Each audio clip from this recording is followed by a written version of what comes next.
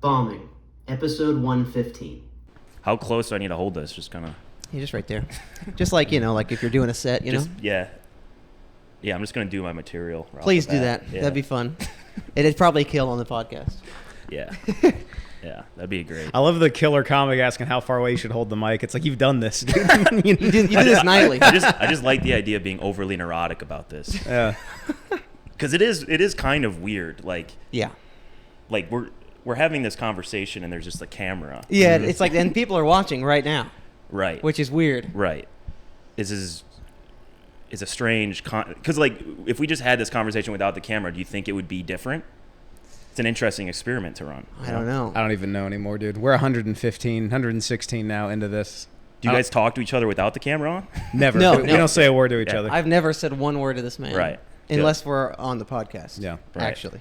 We actually don't get along in real life. Yeah. No, I've noticed. Yeah. We hate each other deeply. We walk around the apartment in silence. Mm-hmm. Yeah. Just breaking each other's personal items. Yes. Right. You know? But that's all part of the creative process. That's it makes how, this work, yeah. That's how you write, bro. That's how the game is played. Nah, bro, thanks for being here. Mm-hmm. Yeah. Thank you for having me. Appreciate it. This Episode, what is it? 116. Episode 116 of Bombing Podcast, ladies and gentlemen. Very special guest, co-host of the Obama Sean Penn Show, Yes. EJ Straw. Thank you, guys. If Appreciate that it. is your real name. It is not. It's not my Damn, real bro. name. Yeah. As Cole Clayman made sure to point out. Yep. Yeah, I heard that. That was the first time I heard that, too. Yeah, he looked right at the camera. He's like, no, is- my real name, you can call me Eddie. My real name and my last name is like a derivative of Straw. Right But yeah, I don't know. I started using a stage name when, because I'm in law school. Mm-hmm. Smart guy over here. Yeah. No, that is not synonymous with being smart. That's and so like I don't know. I kind of was like, oh, maybe I should try to like separate the worlds a little bit. It's not like my material. I'm not like worried like, oh man, I would get like fired or something if they saw my material. But I was just like, oh, maybe I should just go by a stage name just for the sake of doing that and separating it. And now it's just become like almost like a bit where it's like. It's also a really dumb name, EJ Straw. I like it. Yeah, no, that sounds sick. suits you. But it's like weird, like Straw. It's Yeah. a weird, and then I'm like, I don't know, it's kind of like funny. So I just You'd probably get kept it. promoted if your boss heard your material because it's pretty funny. Ah, appreciate that. Could you imagine Appreciate that. getting promoted because you were funny on stage? That'd be so nice. Yeah, that's my only path to promotion, I think. Yeah. Co-host of the Obama Sean Penn Show. Can we talk about that for a second? Yeah. Shoot away. That, That was... for me, just Man. because I wasn't in charge of it or anything, was a fucking blast. Yeah. That's good. It was interesting. Yeah. Yeah. Yeah. The Obama Sean Penn Show. Yeah. Interesting is a good way to put it. Yeah, it was a bit of a disaster. Yeah, so what... I was waiting for you to I say want to it. know what happened there. Well, I mean, the origin of it is, and by the way, now it's just called Sean Penn. Oh, okay. Okay, so With no- 3 N's, though, for trademark purposes. Okay, good. No more Obama. And our goal is going to become to be sued by Sean Penn. That's the stated goal of the show. Okay. So we're going to keep the aesthetic of the show with the Sean Penn, pictures all over, which I saw you have. We got it. one hang up there and signed by you guys. Yep. That'll be worth millions one day. I mean, just to like demonstrate the amount of thought that went in this show. Essentially, me and Nick, like a few months ago, like we each independently wanted to start a show like on the West Side originally because we were both living out at the time. He was living out there, and so I was like, oh, I want to start a show as well. And then we're like, oh, let's pair up. And then so we started like a Google Doc just with like, our rough ideas. I was starting like name ideas, right? Mm-hmm. And so like a lot of them were like conventional comedy show name ideas, trying to do a little bit of a bit or humor with them. I forget what they were. And then I just had like an intrusive thought of just like Obama just like entered my head. Obama. And I was going to put like Obama's like not going to be in attendance, like in small print, like something like stupid. I don't know. But I just like wrote down Obama as like a name show idea. It's pretty good. No, it's not good. Let's clarify that. It's not. That's why it's funny. But then Nick looks over the show ideas. He calls me like after I sent it to him and he's like, so Obama's jumping out to me.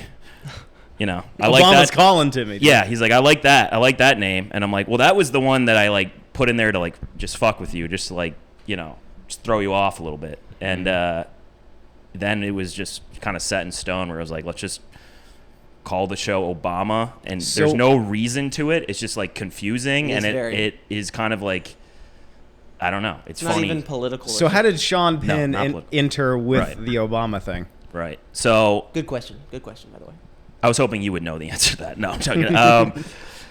It was we're like, all right, we got to make the poster, and then we're like, well, what if we just made the poster like just not Obama, just a different guy, but it's called Obama. So now this adds a layer of confusion. Yep. Additional layer of confusion, get people talking a bit.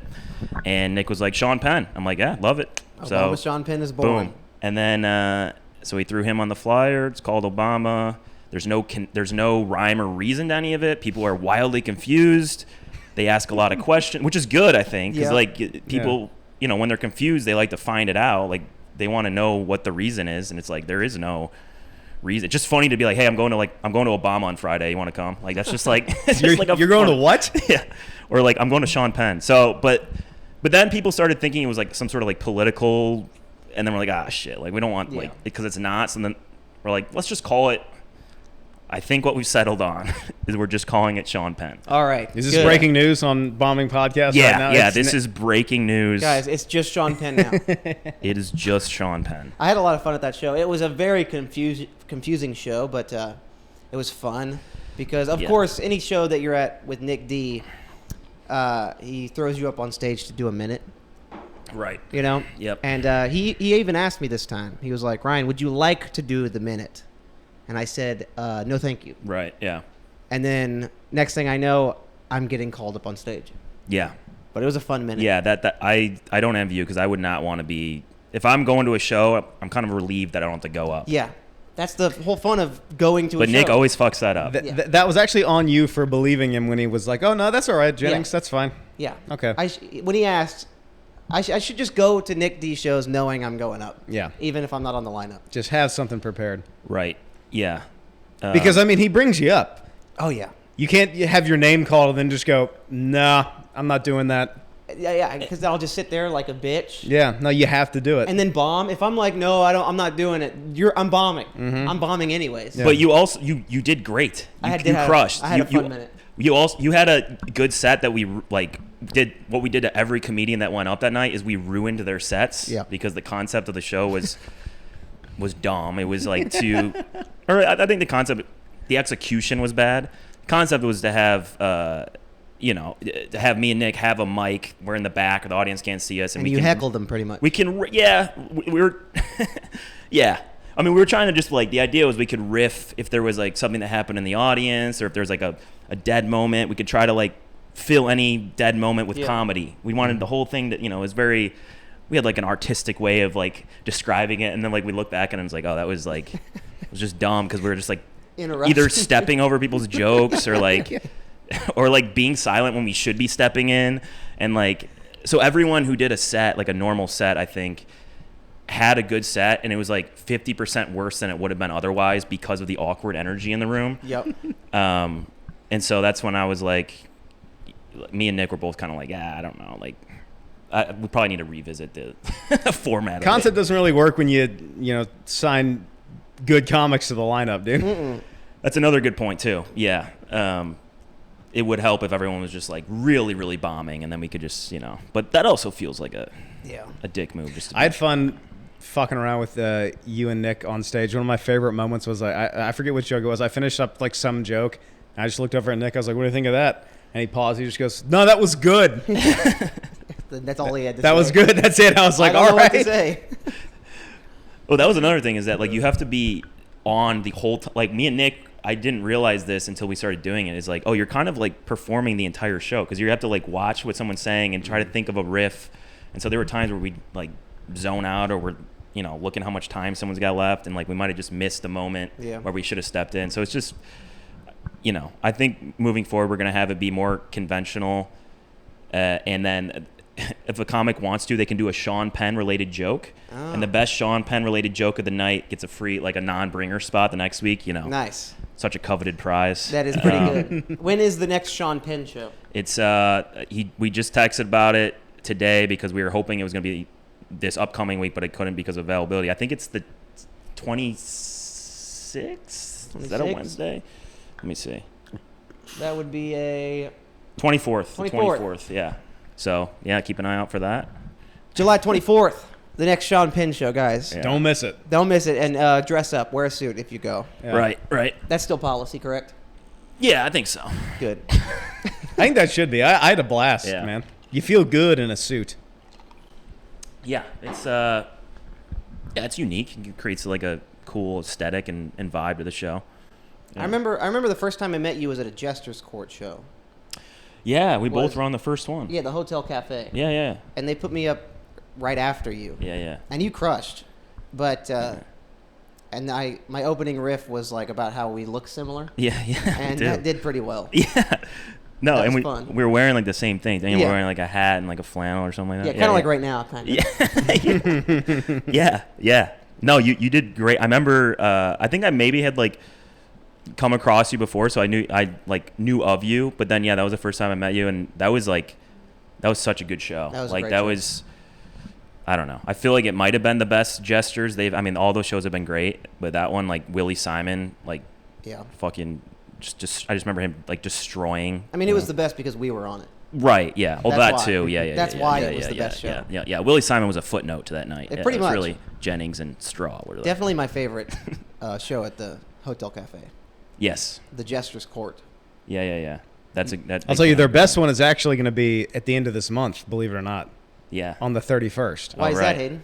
Because I'm on the Jester's Court okay. show. So this will Right. be the best one. This Right. will be the best one, yeah. And then they're having like an open mic, like 2 Wednesdays before that. It's called like I Need This or something. Oh, I've heard of that show. I don't know, but they are doing an open mic there. Nick Tittle or something. I don't forget. Nick is like in charge of it and is running it, but Anderson Gravel? Playground or something. something like that. I don't know. I don't know. They stink. but It'll be like a nice warm up for the real show. That's right. That is on the 31st, the Jester's Court show. Oh wow. I'll be there. Yeah. You best believe it. There's a turf war forming, over There sure is. the Hotel Cafe shows. Yeah. There sure is. Wow. Did you start comedy out here? Basically, yeah. So like, after I graduated college, I lived in DC for 2 years out of I college. love DC. DC rules. We DC go is up there great. all the time. We had family up there. Yeah. we no, had it- an uncle that lived up there. Every Thanksgiving, we'd go up to DC. Yeah, it's a great city, and I worked out there at first I was working for a congressman on Yeah? the Hill, which is I know not you guys Frank are gonna Underwood hate shit? that. No, Were you banging the brass ring and all that? Yeah, exactly like House of Cards. Just Yeah. like watch an episode of House of Cards. Exactly. No, it's a low-level staffer for this congressman from Michigan. He was like an independent. He came out as an independent at the time. It was great. It was a great experience. But I thought I was going to go into like public policy type space. I was like a political science economics major in college, and so like I was out there working, but then I realized I got jaded. I hated the whole political scene. It doesn't sound like a fun, like, day to day. It also at the time it was just like you're answering. I was a low level staffer, so part of my job was answering phone calls from like constituents. So it just death threats, people like literally for 3 hours of my day, just like. I'll pass along your concerns to the Taking it out congressman. on And, you. yeah, but yeah, exactly. Oh just my like God. So and then you go get death threats all day, and then try open mics at night. well, sort of. I was like, I had written a bunch of stuff in college, like stand-up bits, kind of, and like other shit too. I like writing, but I never had performed anything. And then I like just randomly, I was like, you know what? This was like coming out of COVID a little bit. I'm like, I'm in my apartment all the time. I want to force myself to feel uncomfortable, do something like out of my comfort zone. So I'm just gonna like force myself to go to a mic. And I just told my roommate, I'm like, hey, if I don't go to a mic, like give me shit, like hold me to this. And I went to a mic. So I did like probably half a dozen or so of those in DC. Nice. But this was like probably 3 years ago. Not consistent. Like it was like once every 6 weeks or something like that. Yeah. Then it came out here and started really doing it like a year and a half ago or so. So like Right on. that's when I did my first one in LA. Was like a year and a half, I think it was like January or December, like a year and a half ago. I love hearing the start of people's comedy, getting into comedy, because it's always the same thing. It's like I did it a few times, but like once every 3 months. Right. And then in that time, you either start to take it seriously or you never do it again. Right. It's not like a thing I do for fun every couple of months. It's like you either realize in the first few times you're like, I'm gonna keep doing this, Yeah. or I'm never gonna try this ever. Right. Because weird. I remember I hearing you say that was your, like, when you first started off, you would do it every like few weeks or whatever. Yeah. Is that what your experience was too? Like, or Yeah. did you go right into it? No. We started at the same time. We told this on the podcast before, but it was the same thing. It was like a bucket mic, so you would only get Yeah, pulled once a month. Maybe, Yeah, right. Fucking Right. forever. Yeah. But so did you move out to LA to do stand up? No. So that's the thing, is that I was like, so after I worked like for that congressman, and, you know, got all jaded and didn't like By the way, too, it's not because of my specific experience with. I loved who I worked for. Terrific guy, and What's I his liked name? the pe- Just in case he's watching, don't say Yeah, that. no, I was kidding. I was kidding. Yeah. I haven't even said my name. And you know, I liked the people I worked for, and so it was just the broader political landscape of just like, I just hated that shit. So I got out of that. I worked for like a marketing company for like a year, and then I was like, all right, I'm gonna go to law school. This seems like the natural trajectory for me. like I'm, you know, I'm this poli-sci econ major. I kind of like reading and writing. Like I kind of always was in the back of my head. I almost was gonna go right out of college to law school, but people recommend working for a little bit before, and then. So I applied pretty broadly to law schools, but at the time I was in a relationship, like a long-term relationship. So I wanted to stay in DC, but I didn't quite get into where I wanted to get into in DC. The scholarship situation wasn't great. And then I was also interested in entertainment law and stuff, because I kind of wanted to, I've always been wanting to sort of crack into this space in some degree. And I was like, maybe that's, a route. And so obviously, like LA area law schools were a common point of me applying to, and so I applied, across all of them. Ended up out here for law school, and then started doing comedy like after the first semester of my first year of law school. Hell yeah. Yeah. That's so crazy making that. We made the decision to move to LA, but it still is crazy to hear like people's stories. It's like, I was here and then I was like, LA, that's where I'm going. It still sounds crazy. Right. And I went through it and I know how crazy it is. Yeah. But just to hear that is fucking nuts. Yeah. No, it's true, because most people do come out here, if they're in stand-up, they came out here for stand-up, obviously, naturally. People are like, wow, you'd move out here? Like, because I think most people, like, don't love LA, so it's like, why would you come out here electively if it's not tied to your... People hate LA. LA rules, by the way. Like, it sucks, but I agree. If you're in entertainment, it fucking rules. Yeah. Because all of our friends back home, they'd ask the same question, like, why are you moving to fucking California, dude? What the hell? Yeah. What the fuck? You move out there with those fucking communists, man? Exactly. You get a lot. I'm sure you guys get a lot of that from people back home in Tennessee. Yeah. It's a lot of that, but it's like, you just have to appreciate it for what it is. Yeah. I'm not here because of what people here think. I'm here for the Comedy Store. Yeah. That's why I'm here. Yeah. The Comedy Store is on Sunset Boulevard, and that happens to be in Los Angeles. That's right. Right. That's why we're here. Also, I don't know. I don't mind LA. Like, I think it gets more shit than is probably deserved at times. Like, absolutely. Like, I don't know. Like, everyone talks about, it's so spread out, and you got to drive everywhere, that is a con to it to some degree. But it's also like there's all these different like areas with different characters that are like, you get to experience different things in different pockets of LA. Like, the West Side is so different than areas like on the East Side. Like, you can go down to like, like the beach towns, like in the, South Bay and shit like that. You can explore a lot. You can go they're great like hiking areas. You can do a lot of shit, like stuff outdoors. Like, it's not all like, doom and gloom. As long as you appreciate it for what it is, because like one of our gripes is like, it sucks not being able to like take a 4-wheeler out in the woods or like go mudding or whatever. Yeah. It's like, but like there's other stuff. Or go to the lake. Right. What's the closest lake around here? Big Bear. Big Bear? Yeah. Lake? Big Bear Lake, yes, right? Isn't that right? No, that's a mountain. There's a map there. That's for skiing. No, I think Big Bear's a lake.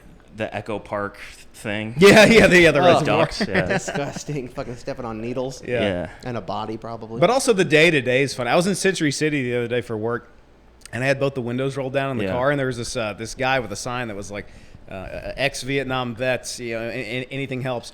And the left turn light went green, and I went to drive past him, and he like stepped in front of my car.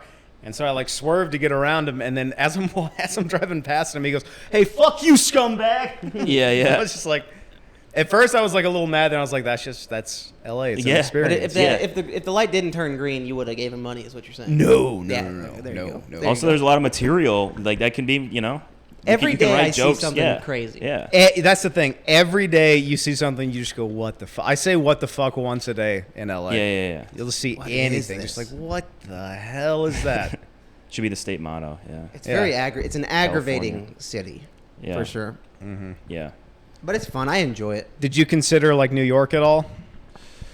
No, because when I applied to law schools, I didn't apply to any ones in New York. It was like DC because I kind of wanted to stay there, but then ended up not staying there. But DC, out here, Chicago. I'm from Chicago area originally, so like I also almost ended up there. But yeah, not New York. I've actually like barely spent any time in New York, even though I was living in DC. Like that's one of my regrets is like I could have just took a train up to New York way more often, and I just like didn't do that. But yeah, so yeah, just kind of like ended up and I kind of like fell into LA a little bit. Like it's fine. Like I think it's kind of a fine way to live life. You just kind of like stumble into like, oh, now I'm living here, I guess. Like, No, it's fun. I've only lived in 3 places: Nashville, Chattanooga, and LA. Okay. And I'm having the most fun in LA so far. Oh, great. That's because good to it's hear. like working towards something fun instead of just, drinking and going to the lake fun. Yeah. know? Wait, so when did you live in Chattanooga? You both lived in Chattanooga? I lived in Chattanooga right out of high school Okay. for a year, I think, year and a half. Okay. I went to college, community college. Yeah. But dropped out. Okay. Went to just partied and I shouldn't have done that. I shouldn't have moved out into a house at 18 years old with 3 friends. Oh yeah, that's a Or recipe 2 friends, and just I was like too young to handle the responsibility. Yeah. Too immature, and just partied. That was all I did. Yeah. I mean, that's bound to happen. Yeah. If there's no like dorm structure to it, you need the. No, like fresh out of high school, graduated high school, and then after that summer, I was living in a house with 2 friends on our own. Okay. And it just crumbled. As 18-year-olds with that responsibility would, that happened. What were you doing at the time then? Because you're. I was doing the same thing, but it actually went fine. There's this little town right outside of Nashville called Murfreesboro that sucks. Oh yeah. It's the fucking worst. Okay. But there's a little college there called MTSU, and I went there for like 2 years. Okay. Same thing. I was just in a house with like 4 of my buddies, and Just like being degenerates. yeah, Nice. just complete hedonism, Sodom and Gomorrah level, just like nothing mattered. And after 2 years, I was like, nah, fuck this. I'm gonna drop out and started playing in bands. Right. But yeah, then I moved with I moved to an apartment in this really nice part of Nashville called Green Hills with Yeah. my bass player Andy. Shout out Andy, and that was really nice. That was a nice 3 years. Yeah. Okay, so you guys have gotten a taste a little bit of a couple different places at least. But Yeah. it's But like, for Ryan's sake, Chattanooga is a 2.5 hour, 2 hour drive, 2.5 hours. 2.5 hour drive. Like Okay. outside, I was like, I could go to where I grew up. I could Okay, go to gotcha. like mom It and was dad's house basically and the stuff. same area, Yeah, it was basically kind of around the same area. Yeah. But yeah, completely removing yourself from the society you grew up in to go drink and, Oh. and do all that with strangers. Did you guys think about going? Because you obviously came here for comedy. Did you think about going to New York? What made you want to? What made you choose LA as opposed? New York to, is awesome. Yeah. I'd love to do that, but the 2 of us, I couldn't. We both couldn't see it happening.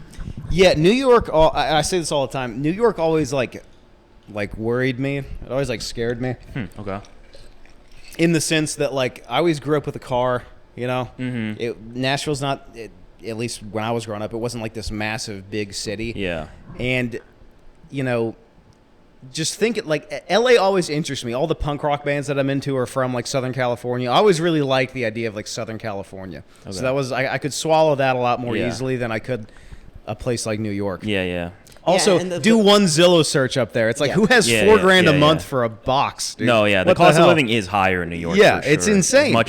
As much as it is bad here, it's worse in New York. I couldn't wrap my head around. Like moving here, we had to sell some of our stuff, but to move to New York, we'd have to sell everything, and like even the Yeah. car. Like the car would have to go, and it just seemed more attainable. But from like a comedy perspective, do you ever like?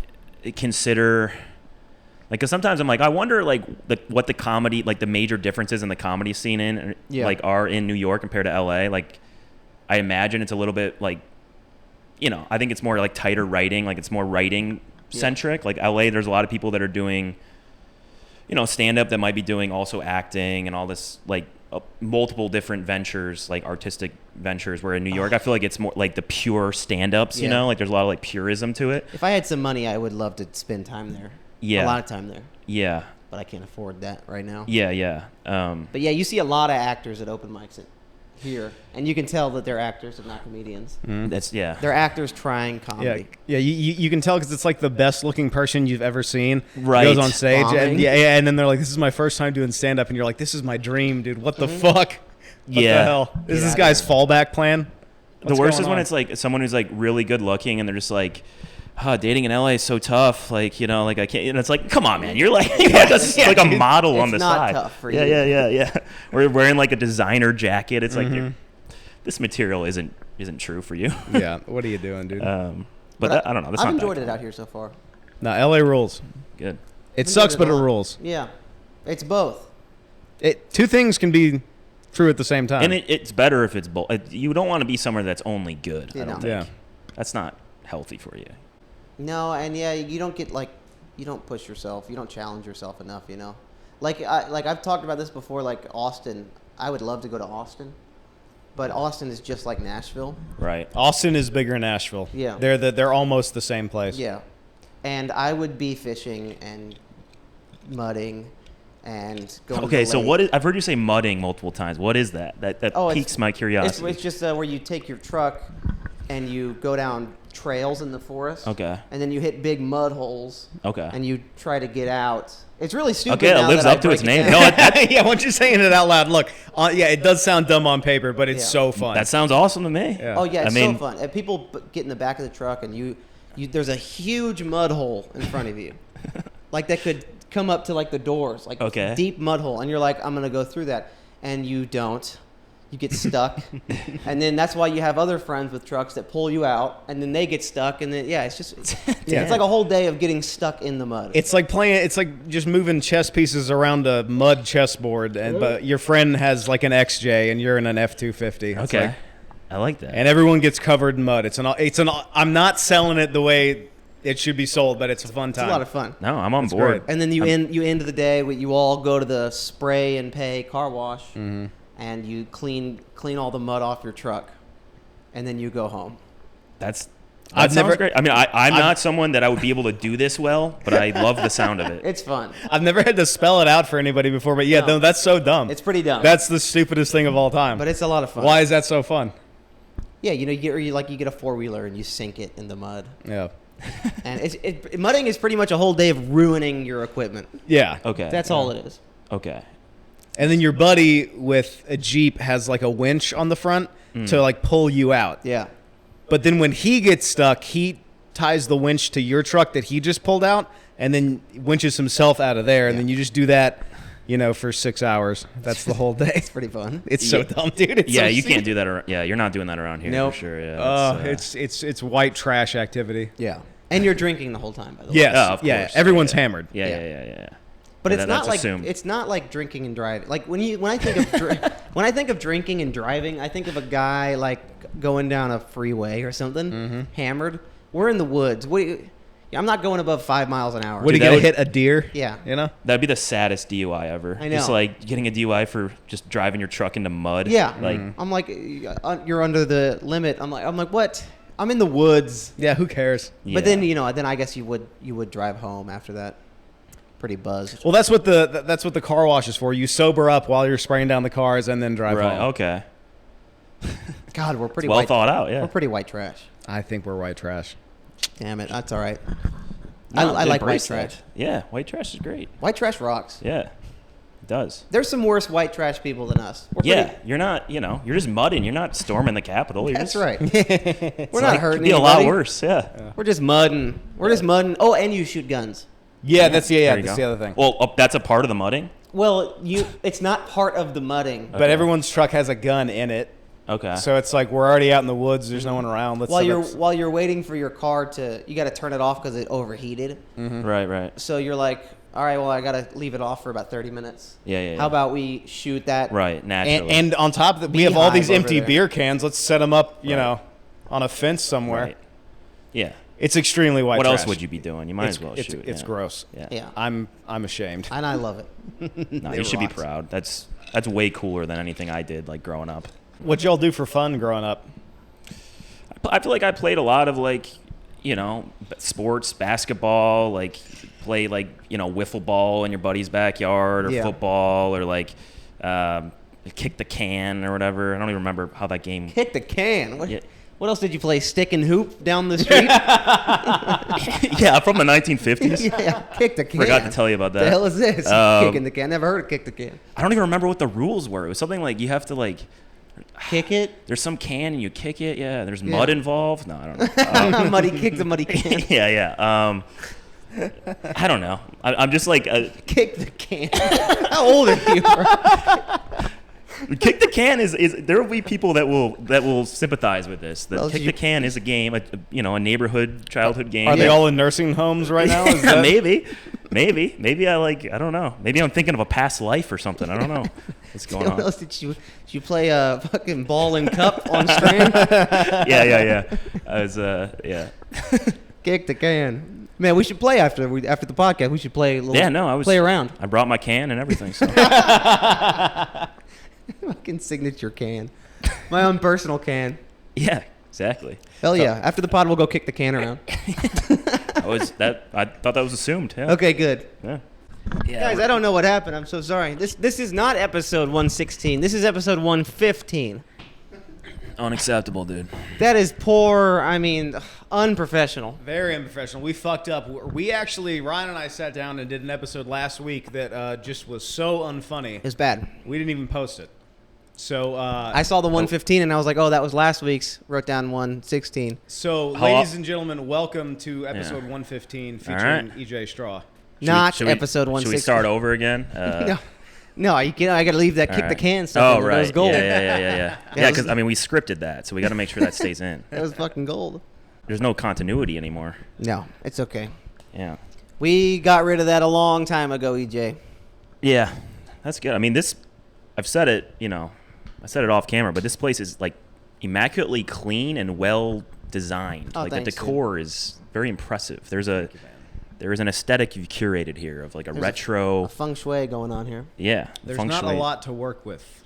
People are always really shocked when they see how clean and put together this place. I think it's unusual for comedians to have like, it's like Jerry Seinfeld and that's it. I can't think of like, because it's like his apartment and the show was always clean. But our mom's house was always clean, like always spotless. Gotcha. And our dad's house, our dad was a slob, mm-hmm. still is, but because it's just that when they divorced, mom always kept her house like spotless clean, and then dad. And we had all brothers, so when we go to dad's, and it was just 4 boys and a dad in a house. It just got sloppy. Right. So we're perfectly in the middle of that. I feel like between like spotless and like kind of still a guy's house. Still looks lived in. Yeah. Yeah, like you said earlier, like the pizza box on the couch and Never appealed to me. Never Doritos liked that. on the thing. Yeah.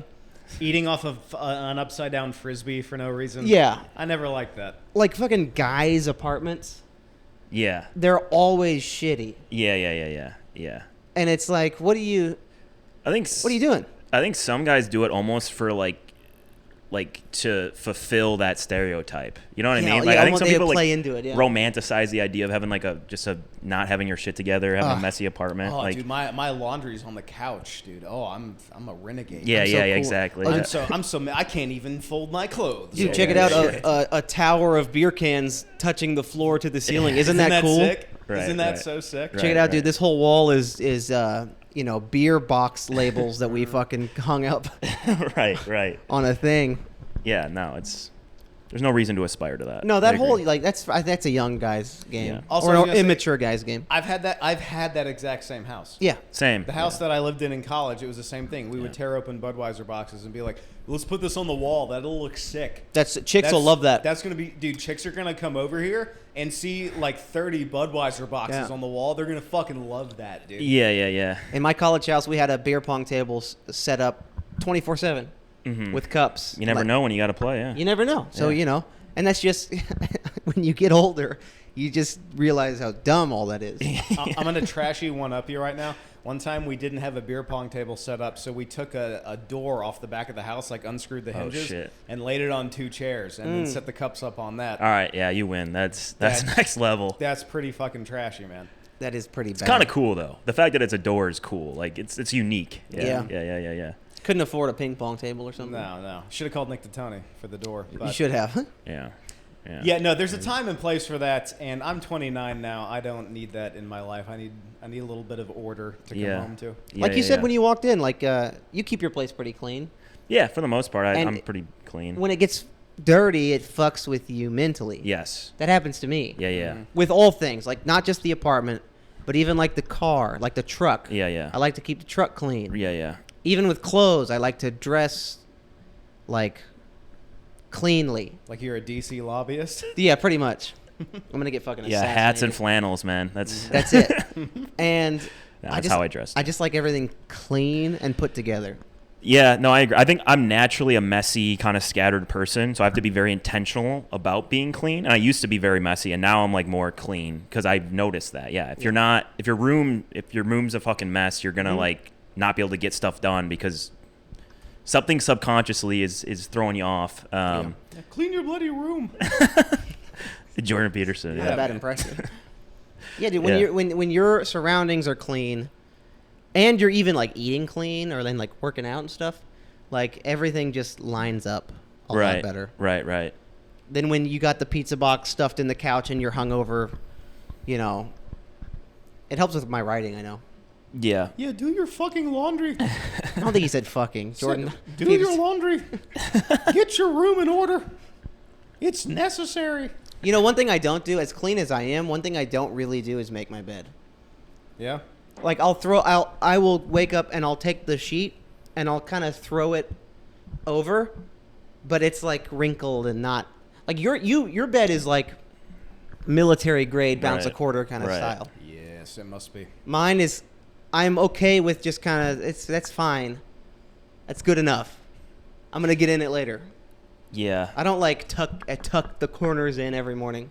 I don't know why. Just the bed never bothered me. That's right. Not everyone's perfect. Yeah. No. Sometimes I'll make it at like weird times. Like I won't make it in the morning, and then like I'll get home and like I'm gonna go to bed in like an hour, and I like make my bed. It's just like in my head, I'm like, oh, I didn't make my bed. And it's like that was I gotta dumb. make it. But yeah. It's like I'm about to jump in it. But other things, like I have to be weirdly like perfect. Like they have to be like this shelf, like this. Everything looks kind of like I just kind of threw it up there. Everything is perfectly where it has to be. I think there was a measuring tape involved. There was. At some point. This TV is perfectly in the center of the wall.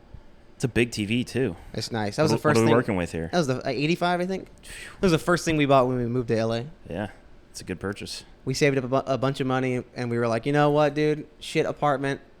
We got to get a big-ass TV. Yeah. That'll save it. It's This like when a shit- failing marriage has like a kid to save the marriage. Yeah. Pretty Come much. on, you're our last shot. Let's Yeah. do it. Please. Buy an 85-inch TV. That'll save it. Keep us together, please.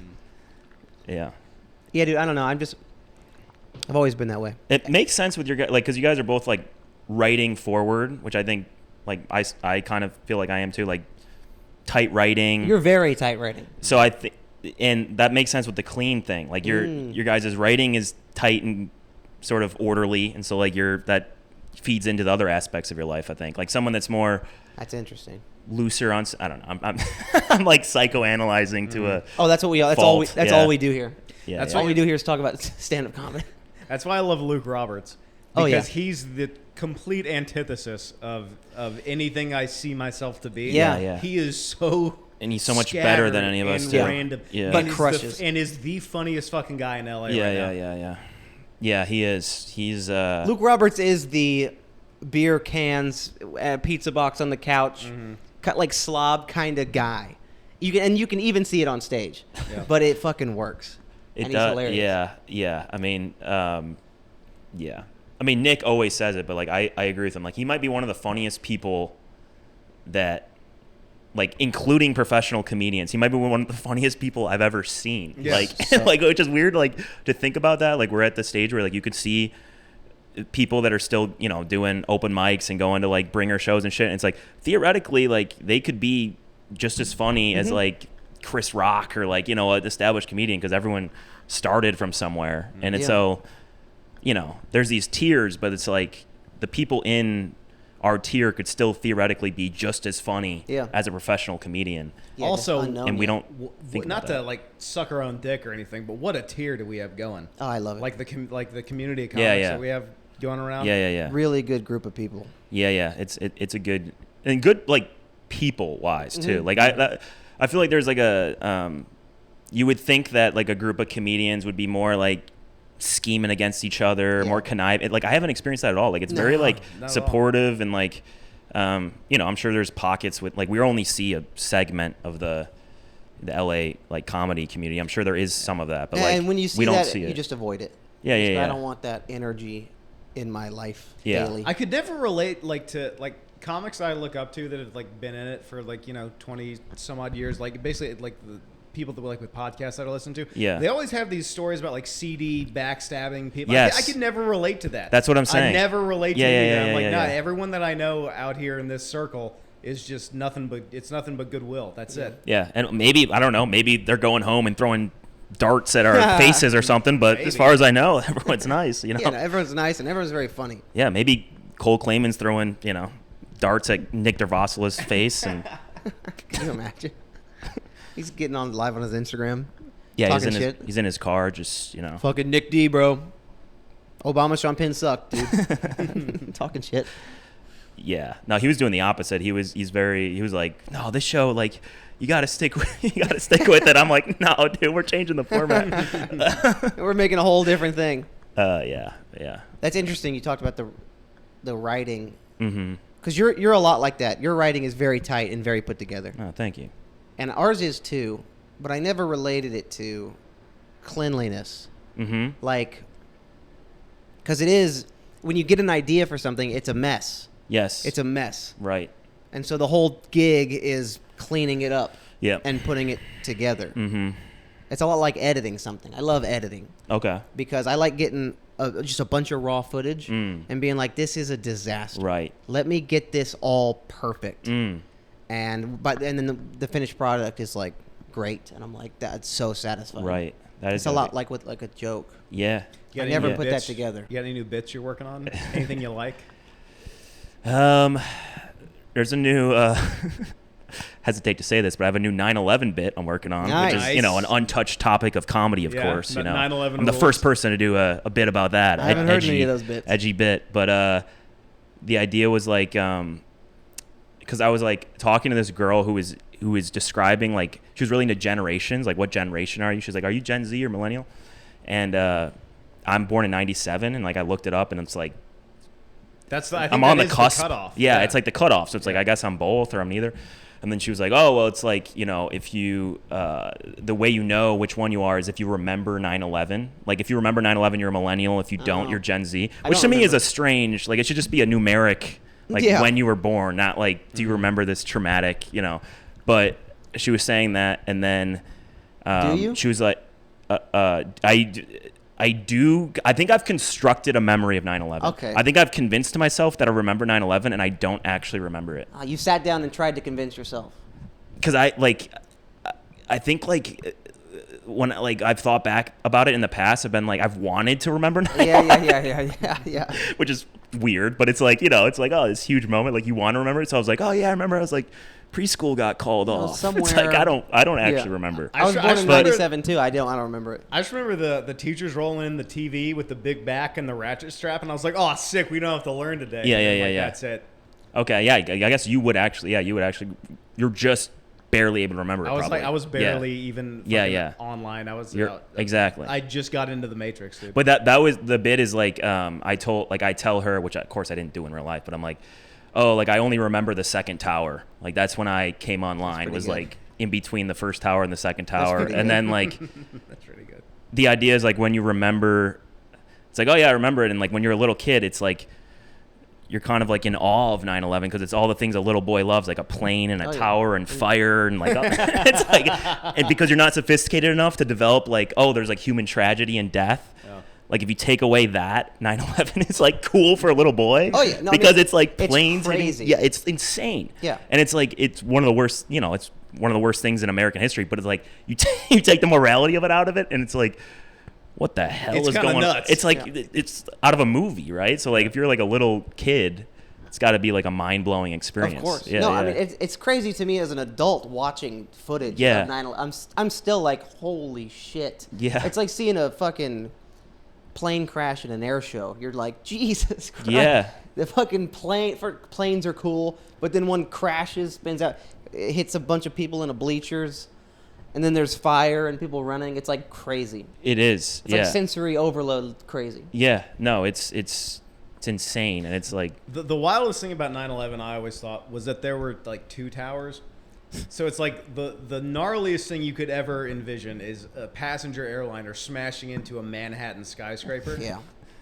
Once. Yeah. yeah. And then you're like, this is the worst thing ever. And Yeah. then and not to top it all off, a second time, Yeah. you're like, what the fuck? What Yeah. the hell, dude? Right. And then the first tower goes down, and you go, there's no way this could get any worse. Yeah. The second tower goes down.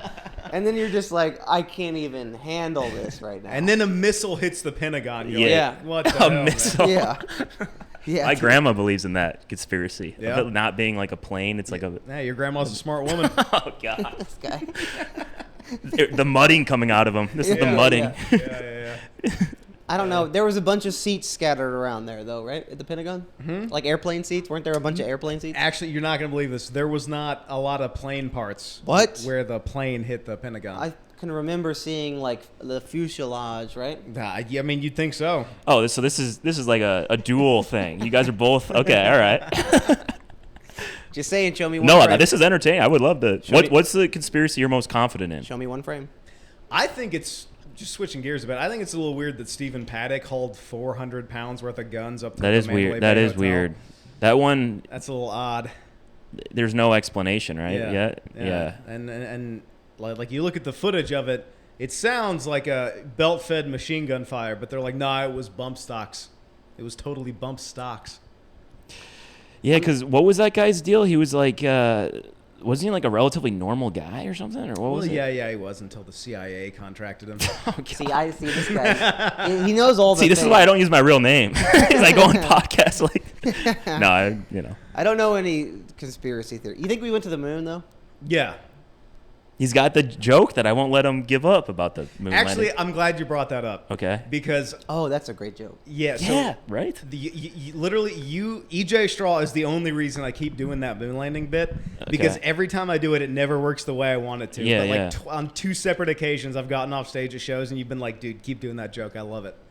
It's funny. So thank you for that. I love it. It's a good. Has it crushed before or no? Because I've only seen you do it twice at a show. I've seen it work. Yeah, it's worked like a handful of times. Whenever like, you have a joke where like you love it. You're like, this is hilarious. People should understand this, and it doesn't really, even if it like does well, it's not like as well as you think it should go. That's the moon landing joke for me. Right. It should get a better response, but like nobody appreciates it. Right. Yeah. I like it because it's like very like silly, kind of absurdist, which I like. That's kind of that's like my favorite style actually of humor. It's like when shit is just kind of like absurdist and like, I don't know. It's I don't like when people get too serious. Like there's some comics I've seen who they're very like political and they try to get like really serious, try to make funny out of like like really serious.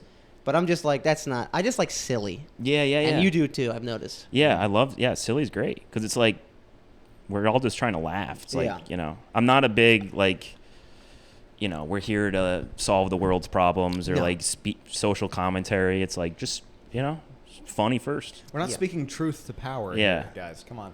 Yeah, I like really silly humor. yeah. Like kid jokes. You know what I mean? Like shit an 8-year-old would think of. Well, it is the thing is like low hanging fruit jokes. Shout out Dante, show with the flashback. Yeah.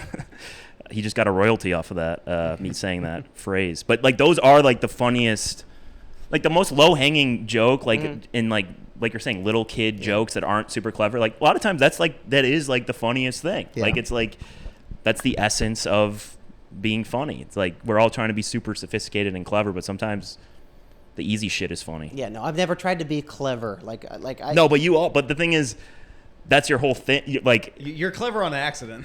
Well, it's almost. on purpose. On purpose. It's on purpose, but it comes off as an accident. Yeah. There's some clever things in there, but it's still from the mind of a 7th grader. That's what it is. I think is like the perspective, or like the. Are we saying you have the perspective of a 7-year-old? Is that what we're just the saying? 7th grader. Oh, 7th grader. Like a lot of my humor is like two 7th graders talking together. Right. Like being silly. Which is like, that's awesome. It's That just is silly animals. Yes. And then Like two 12-year-old kids would be like, dude, why are there eels and electric Right. eels? Yeah. What Right. the hell? dude? definitely, Yes. definitely, and that's what makes me laugh Yes. is that shit. Me So too. I'm trying to make myself laugh up there as well. Mm. Like I'm not this intellect, this this fucking, I'm better than you. I'm so clever. Yeah, I have nothing to say up there that's going to like move the minds of nations. No. It's all just dumb thoughts. Yeah. All that just 24/7. Yeah. But it's like, I don't know. I feel like you sometimes have like points a little bit. Like, Absolutely. what's the, because you're like a critic of things.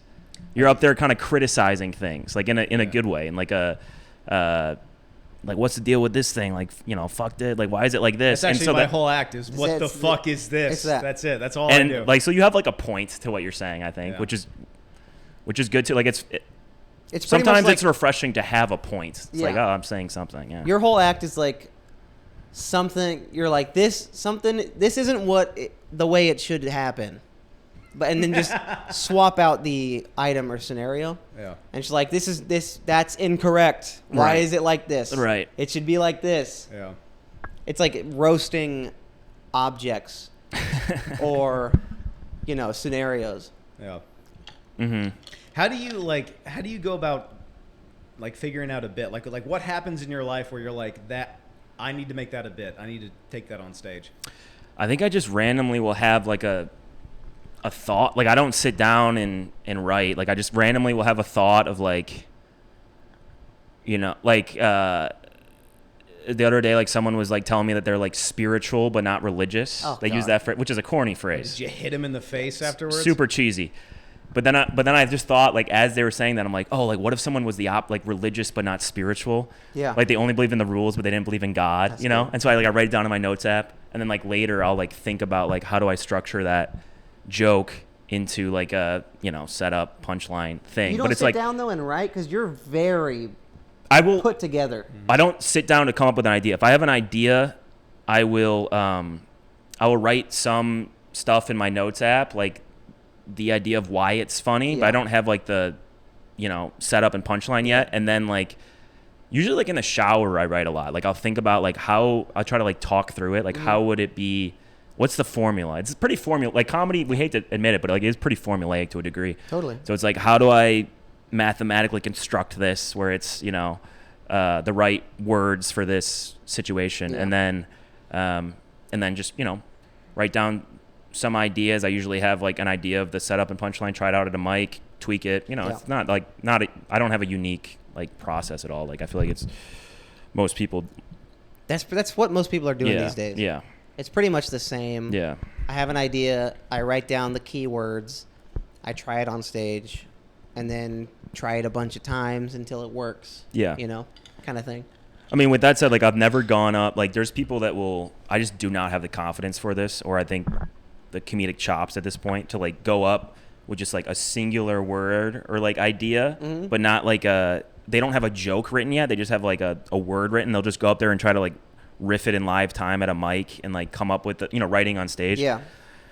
Like I've wrote on stage before where I come up with like a tag, but I've never like just gone up there with like I have nothing. I just have the concept and I'm gonna create a joke on stage. That would like terrify me, even at a mic. You'd be good at it if you work on it. You do that? That's all I do. I think you should give it. I think you should give it a definite shot. Definitely. Because like I just cracked that, but coming from that same angle, I was like, that's insane. That's an insane thing to do. Just go up on a stage like with nothing written down. But if you just do it, it like forces something to happen, and then once you listen back to it, you're like, oh, there's actually something here. Yeah.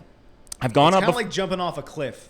Right. With a parachute, I guess, but you just gotta like do it. Okay, gotcha. I'd encourage you to do it. Dude. Okay, yeah, no, really that's appreciated. The only time I've done it before where it's like I go up with no material, but I'll just like riff, like try to riff off of like what's happened or like random stuff, but never with the idea of like here is a bit idea that I'm gonna create on stage. Like I've gone up without material, but it's always been like I'm just gonna riff on what's going on. I'm not trying to write a joke right now. Yeah. But you're right. I think I should. But riffing like, is no different than doing a joke. You're just riffing on the subject you wrote down.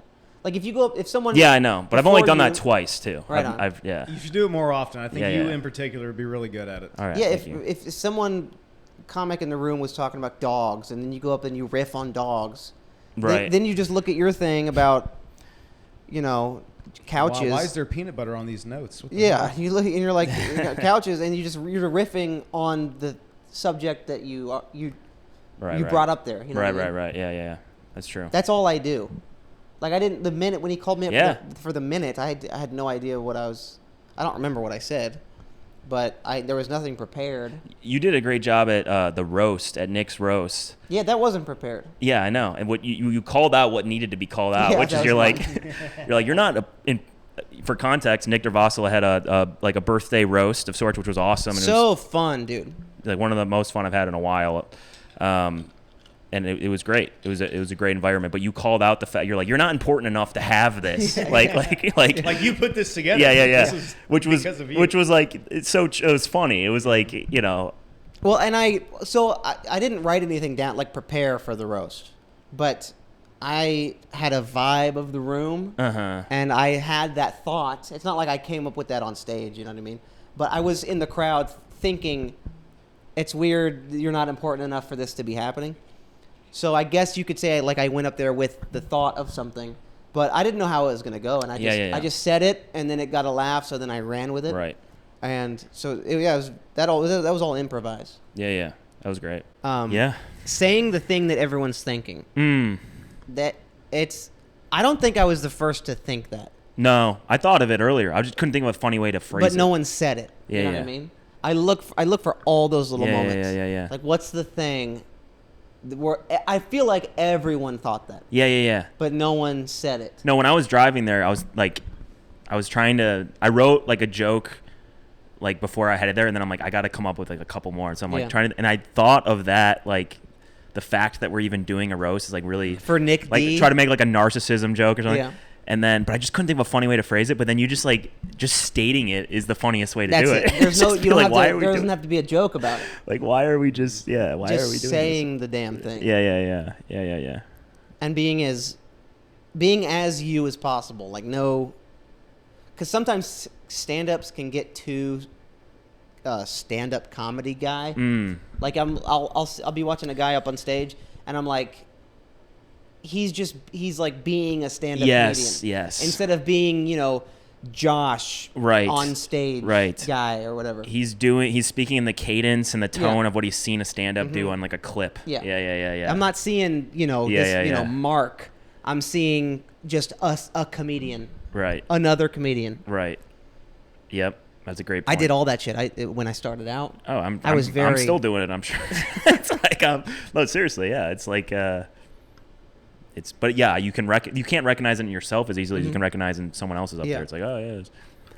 No, you got to be as you as possible, even if that it results in you bombing sometimes. You got to bomb. Yeah. You got to bomb with your own personal thoughts. Like I would overanalyze how I'm standing. And my hand is weird. But move your hand. Oh no, that's too weird. Put it here. Yeah. But you gotta forget about all that shit. Yeah. And then just completely be 100% on stage. Right. Yeah. It's weird. You got is this a new thing where you're like, you have the mic in the stand and you kind of like move it around? I like that. That's a new thing, yeah. I like that because I don't see that much where it's like. Yeah, I like the You're gonna- mic in the stand. That's pretty new. But you're not just you're like moving the stand itself. I got one foot on the, and I'm just kind of putting this together now that I have been doing that. I haven't really thought about it, but yeah, I've been putting a foot on the bottom of the stool or the stand, and then just sort of like talking like this. Yeah. And then moving. I like a grounding. It feels like I'm Okay. grounded a little bit, I know. where I'm like safe. Yeah. Almost like I'm hiding behind the The actual mic stand? stand. Like if I'm holding it and grounded, I'm safe. Yeah. So, because I would always take the mic out of the stand, but I noticed I don't know what to do with my left hand. That's the spot I'm in right now. I'm like I'm using my hands Yeah. so much that and then I might when I'm grab not it. moving it, I'm like fidgeting. Yeah, I'm like yeah. moving it too much. I got over that real quick. I just take it out and I hold it in my left hand like this. Yeah, Oh, the That's it. left hand. Yeah, Okay. that's it. Like if you do it the same way every single time, you're not gonna think about it. You're not gonna have any like anxiety about it.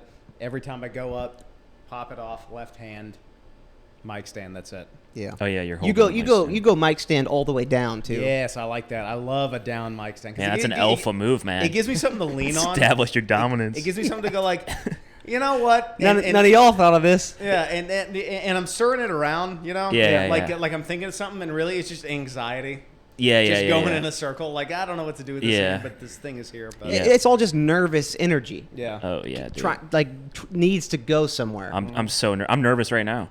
Yeah. I'm just nervous always. Well, it's your first podcast. No, I mean, yeah. I mean, that plays a role. I'm just I'm just a nervous guy. Like, I'm a very nervous guy. So when I go on stage, it's like I feel the same. Like, I feel less nervous than I did in the beginning, but it's like I still feel really nervous. Like, What do you think that comes from?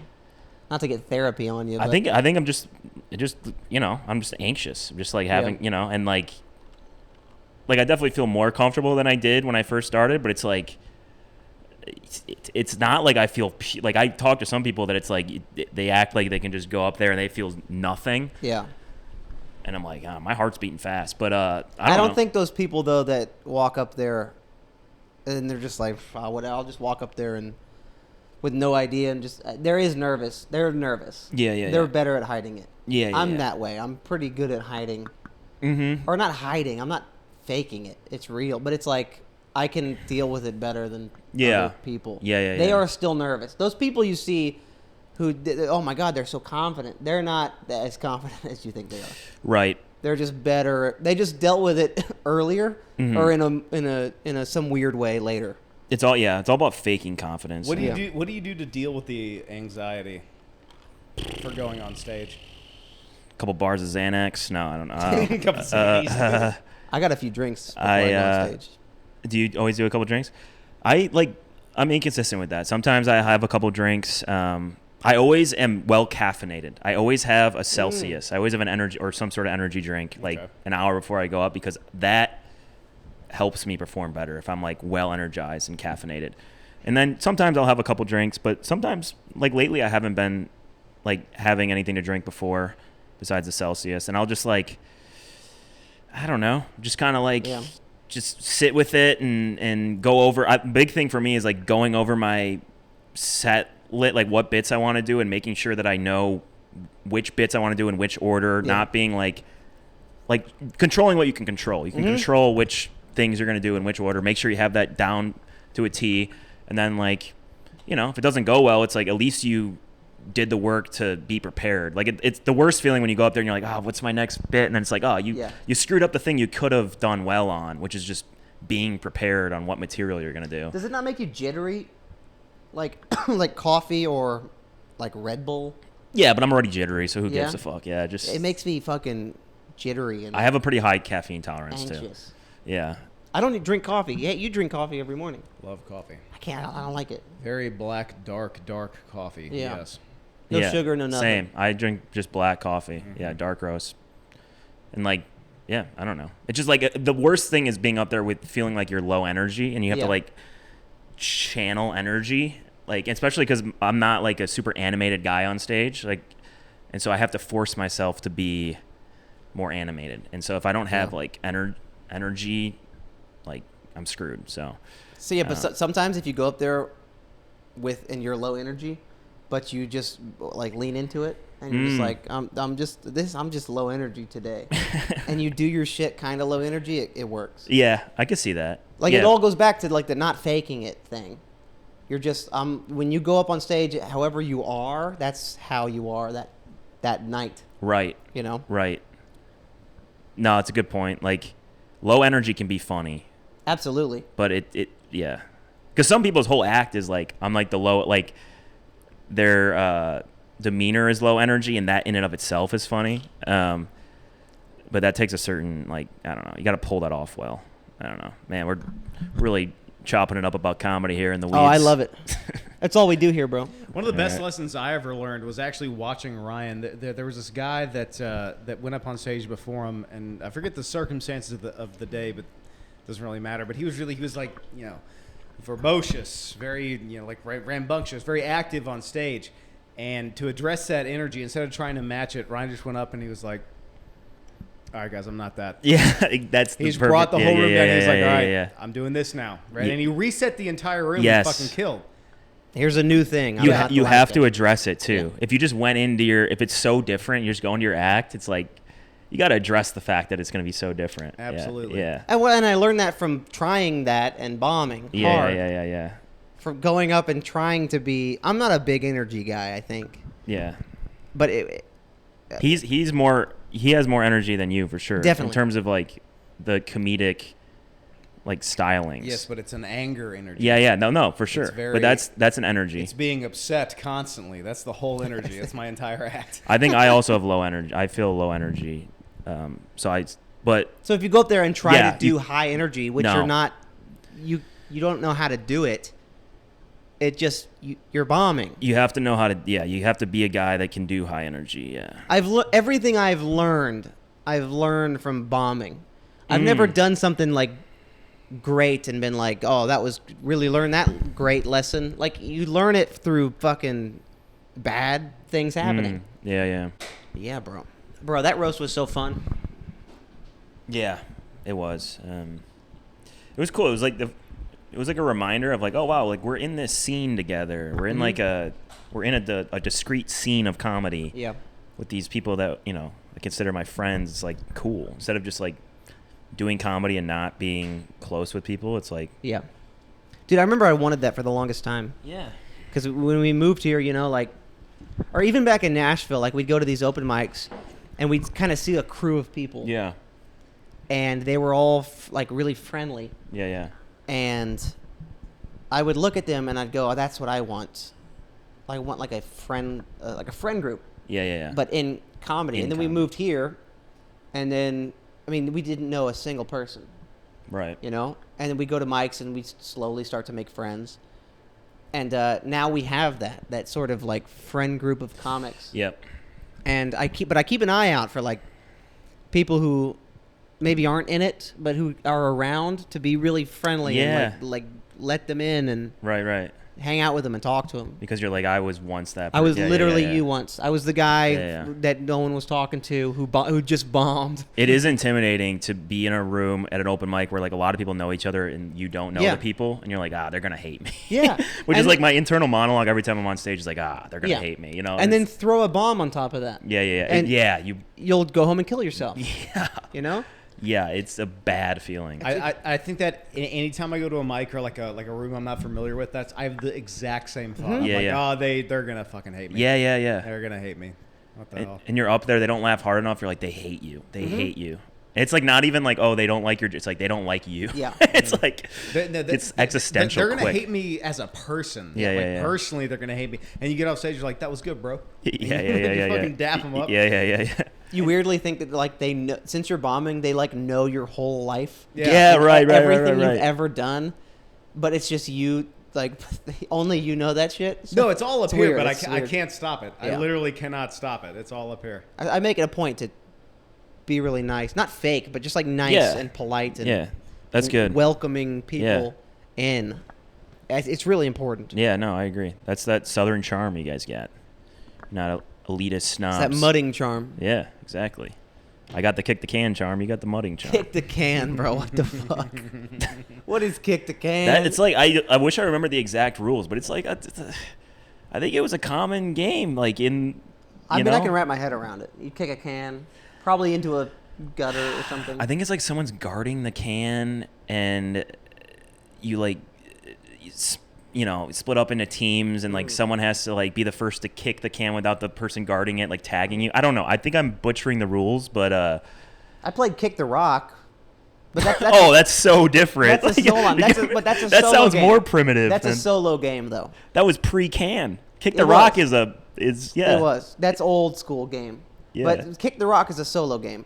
You play by yourself. You're on a path or something. Okay. And you kick a rock, and you see how long you can kick it until eventually you either like miss it, but you keep walking, or you kick it and it rolls into the grass. Man, you are depressed. And then you're like, this rock is gone. That's sad. Kick the rock, I played Skip the Rock too. Yeah, of course. Ever play Skip the Can? I haven't tried that one yet, but it wouldn't work out too well. Just throw cans into bodies of water. That's a good look. Just littering. Yeah. Just like litter for fun. Yeah. Do you guys ever have like worries about? Sometimes when I'm writing stuff, I'm always like, what if this is a bit that already exists, or like. Yeah.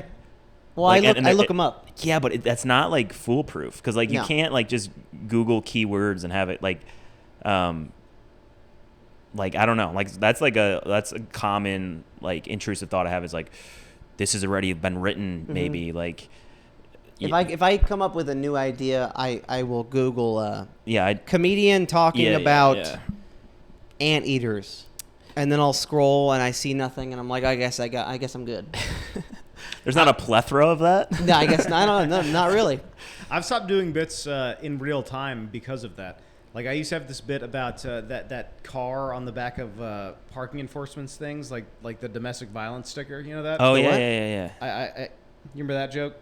Oh, the sticker. Yeah, the sticker. I know you're talking like, there's about. no excuse for domestic violence. I had this idea I thought was so great, and then I went to an open mic and saw someone else tackle the idea, and he had such a better take on it. I was like, I can never do that again, dude. This is his. I just stopped doing it. The better take always wins. Yeah, it does. That's good to have the humility of that, though.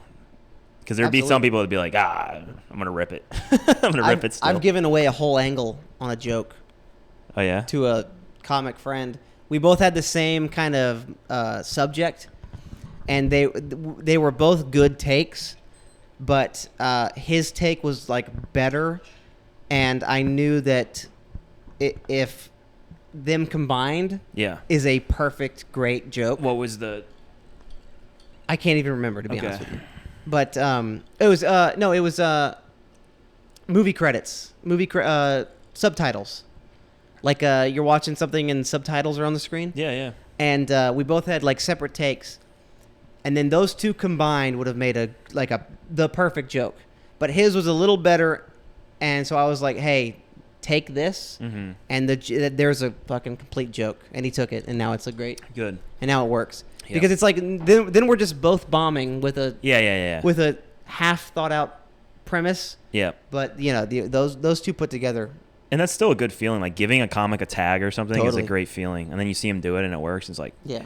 Oh, I love it. Yeah. There's a couple comics that I've like friends that I've given tags or angles, and I hear them, and then they get a laugh, and I look around the room. I'm like, yeah.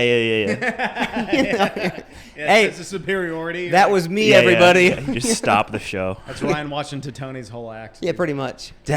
Nick Tony's whole act is just me. But no. Just your tags. No, I do love that feeling though.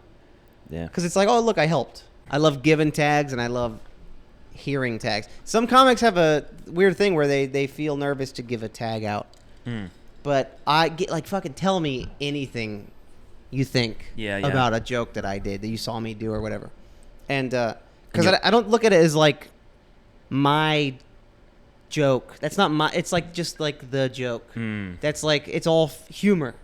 You know what I mean? Wow. I just happen to think of it, but it doesn't. There's no. This is very like Buddhist of you. I guess like we're all one. Like pretty much. Well, I just happen to think of it after hearing you talking about the subject. 100%. Yeah. And I know you could use it, and so take it. That's it. Yeah, I feel similarly. I've given away.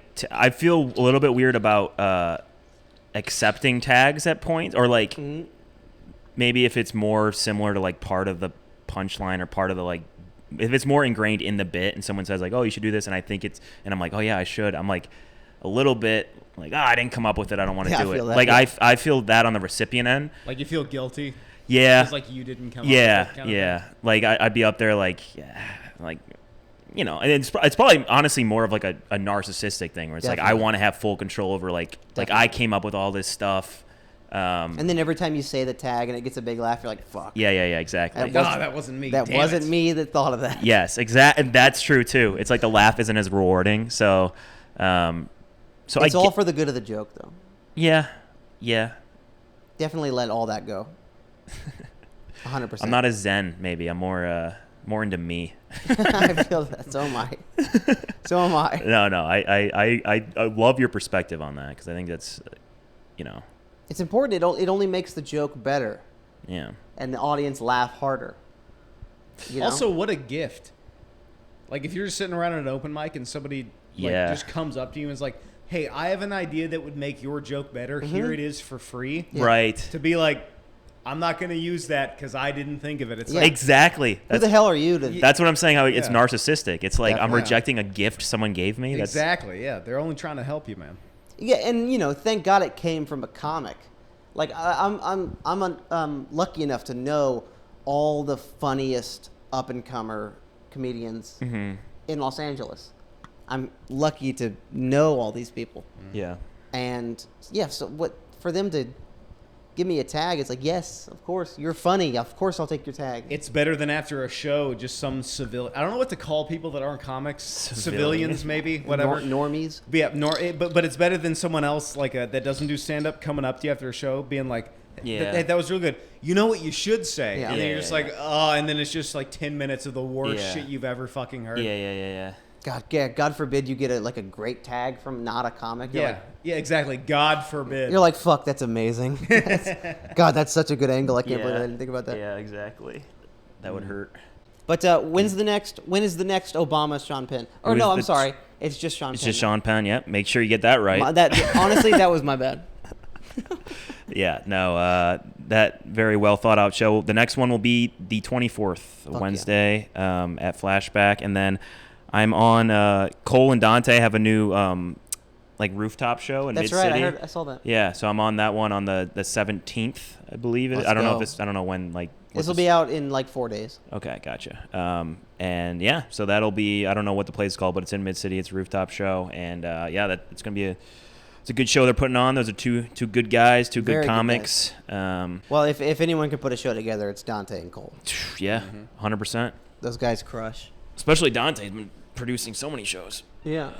Yeah. I don't have my glasses. I'll be at Drunk New Jokes, July 26th. Oh, hell folks. yeah. I'm I'll going to be go to that one. Co-judging. I'll be a judge on Drunk New Jokes, July 26th. Come out and see me. It's the first time judging the show. Third time on it, I think. It's going to be a lot of fun. Yeah, the show rocks. But Amen, EJ, thanks brother. for coming on, brother. Dude, thank you very much for having me. This was great.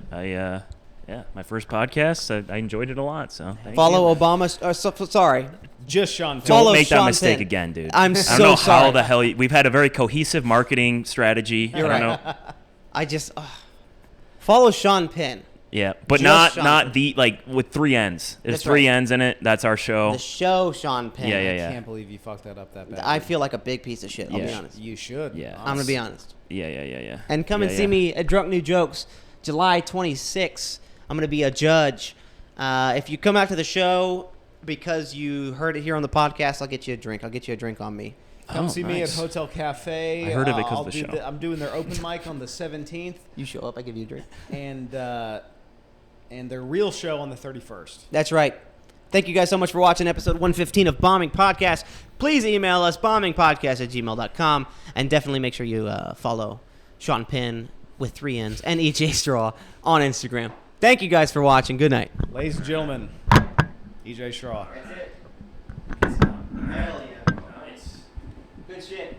Wow, we're going for a while. I didn't realize that. Good shit. So how much of the episodes usually like an hour or something? Yeah, I'll cut it down to about an hour.